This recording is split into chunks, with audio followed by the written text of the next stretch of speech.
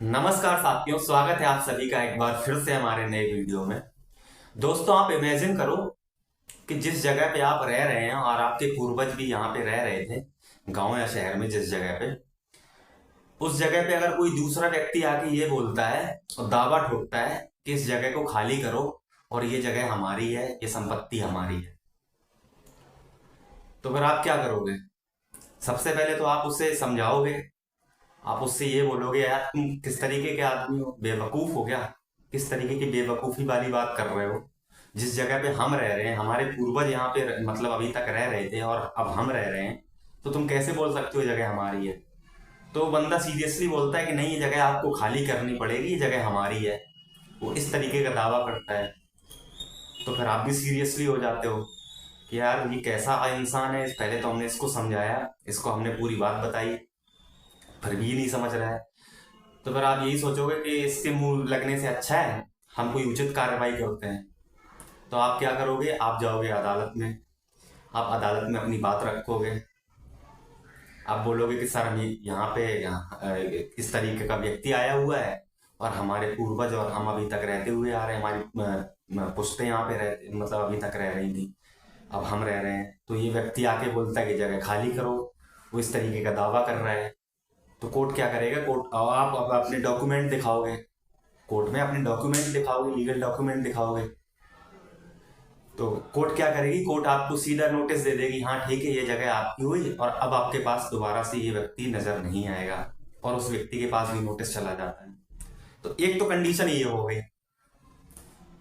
लेकिन दूसरी कंडीशन में अगर हम बात करते हैं, कोई विशेष समुदाय का अगर व्यक्ति आता है, किसी भी संगठन का व्यक्ति आता है, अगर वो बोलता है कि ये जगह खाली करो, आपको 10 से 12 दिन में या 5 दिन में ये जगह आपको खाली करके देनी है, इस तरीके का दावा करता है, और उसके पास इस तरीके की भी शक्तियां मिली हुई हैं संविधान की तरफ से कि उसके खिलाफ ना तो आप कोर्ट में जा सकते हो, ना आप पुलिस कार्रवाई कर सकते हो, उसको इस तरीके का पावर मिला हुआ है।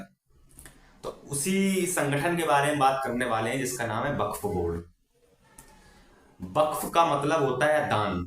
जो हमारे हिंदुओं में जो बोला जाता है ना, किसी व्यक्ति को अगर हम लोग जमीन या जायदाद या धन या दौलत दे देते हैं, उसको हम लोग हिंदी में बोलते हैं दान। ऐसी मुस्लिम भाषा में यानी कि उर्दू भाषा में बोला जाता है वक्फ, जो कि दान बोला जाता है उसको, दान में दी हुई चीज। ठीक है। तो हम करने वाले हैं वक्फ बोर्ड की बात, जो कि अभी हाल फिलहाल में खबर निकल के आती है। जो बीजेपी के राज्यसभा सांसद हैं, उन्होंने जो है एक संसद में एक प्रस्ताव लेके आए हैं। उस प्रस्ताव के बारे में बात करेंगे। सबसे पहले हम वक्फ की बोर्ड की जो जो नींव रखी गई थी, या जो बोर्ड बनाया गया, जो संगठन बनाया गया, उसकी पहले बात कर लेते हैं। तो देखो, तक बात है 1947 की, जब भारत और पाकिस्तान का जब विभाजन हुआ। जो पाकिस्तान से जो भारत आए, जो हिंदू लोग वापस आए, सॉरी, जो पाकिस्तान छोड़ के जो भारत आए, तो जो उनकी जमीनें हुआ करती होंगी उस टाइम पे, जो पाकिस्तान में जब वो रह रहे थे, तो उनकी जमीनों का क्या हुआ होगा? वो पाकिस्तान की सरकार में चली गई। ऐसी जो हिंदुस्तान से यानी कि भारत से जो पाकिस्तान मुस्लिम गए, तो उनकी जमीनों का क्या हुआ कि भारत सरकार के अंडर में आनी चाहिए। लेकिन उस टाइम पे एक बोर्ड बनाया गया, मुस्लिम समुदाय समुदाय की तरफ से एक बोर्ड बनाया गया, that is a Waqf board. तो उस बोर्ड में क्या हुआ कि 90% जो भारत से जो पाकिस्तान चले गए थे मुस्लिम, उनकी जो जमीन, जो उनका जो संपत्ति थी, जो जमीनें थी, जो धन दौलत, मकान, गाड़ियां, जो भी था, वो 90% वक्फ बोर्ड के अंडर में आ गया। ठीक है। ऐसे ही चलता रहा मामला। फिर उसके बाद एक एक्ट आता है संसद में, और वो एक्ट पास भी हो जाता है। आप ये देखो कि कितना, किस तरीके का कानून था, कितना घटिया कानून था, जो कि कांग्रेस द्वारा जो कि पास किया गया, फिर उसको जो है पारित भी कर दिया गया, उसको जो है एक ढांचा दे दिया। और वो ये एक्ट ऐसा था कि उस एक्ट में ये बताया गया है, कहा गया है, इस चीज की पावर दी गई हुई है कि अगर वक्फ बोर्ड ने बोल दिया कि ये जगह हमारी है, ये संपत्ति हमारी है, तो उसके खिलाफ ना तो कोर्ट में जाया जा सकेगा, और ना सुप्रीम कोर्ट ना हाई कोर्ट। मतलब इस तरीके का पावर दे रखा था इस एक्ट के तहत। मतलब इतना घटिया कानून था। जैसा ये कानून जब ये बनाया गया, उस कानून से आपको लगता है कि न्याय से बड़ा कुछ हो सकता है? अब आप ये सोचो कि कानून से बड़ा भी कुछ हो सकता है। कानून से बड़ा इन्होंने वक्फ बोर्ड बना दिया।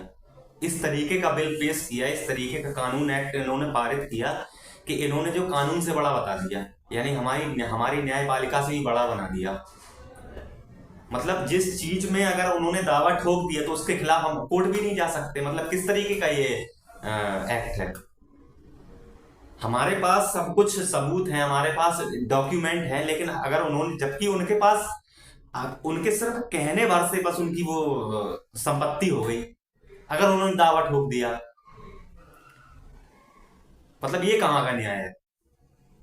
इस तरीके की शक्तियां देनी चाहिए। और फिर बोलते हैं कि भारत में जो है न्याय का पावर चलता है, हमारी न्यायपालिका बड़ी है। कैसे न्यायपालिका बड़ी हो गई? जहां पे जिस चीज के लिए हमको कोर्ट जाना पड़ता है, और यहां से 80 से 90% हमारा कोर्ट में हल हो जाता है, और वो सच्चाई से हल होता है। जब हमारा 90 से 80 से 90% सच्चाई से जब जो चीज हल होती है, तो वो चीज इसको भी न्यायपालिका में डालना चाहिए। तो वो न्यायपालिका से उसको बड़ा कर दिया। अजीब बात है। मतलब इस तरीके का कानून इन्होंने पारित करवा दिया।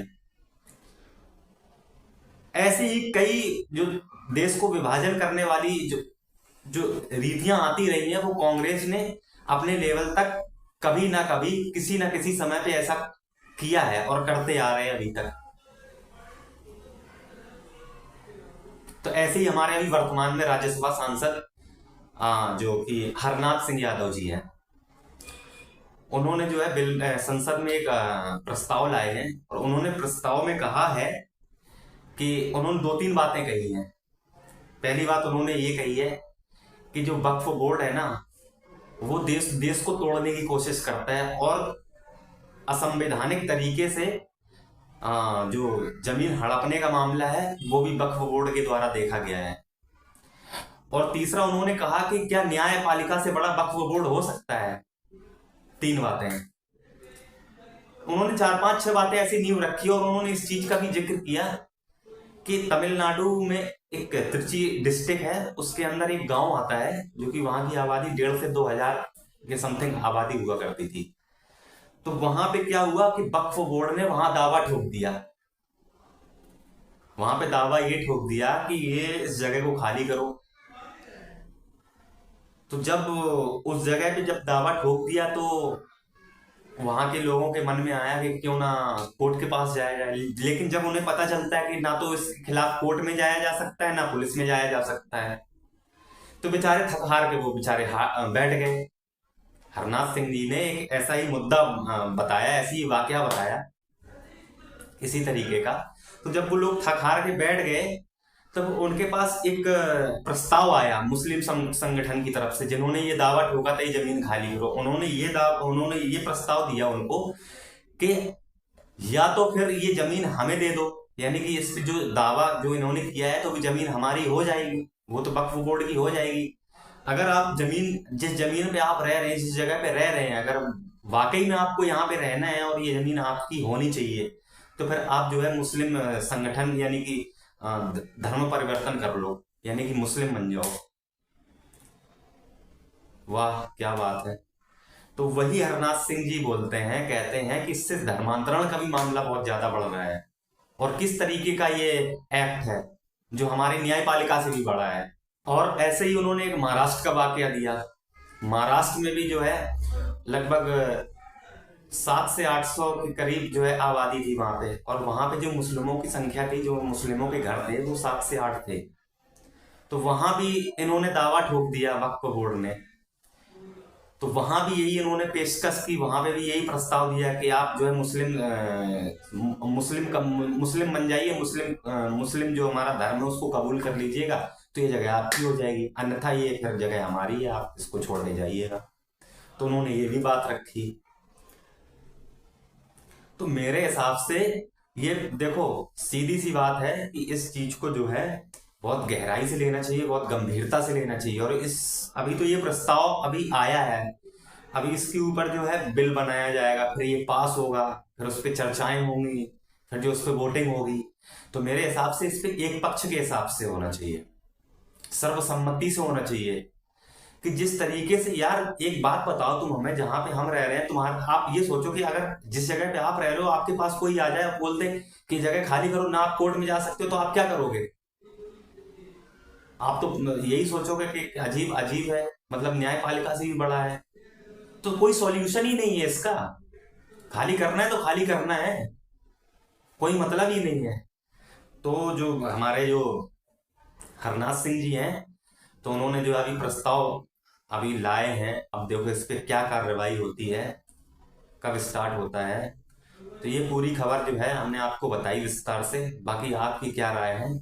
क्या आपको लगता है कि इस तरीके का एक्ट है जो खत्म होना चाहिए? उन्होंने ये कहा ये एक्ट खत्म होना चाहिए, क्योंकि इस एक्ट से जो है बहुत ज्यादा धर्मांतरण और जो है कब्जा, मतलब इस तरीके की चीजें हो रही हैं जो नहीं होनी चाहिए असंवैधानिक तरीके से, जबकि उसको संविधान ने इस तरीके का पावर दे रखा है।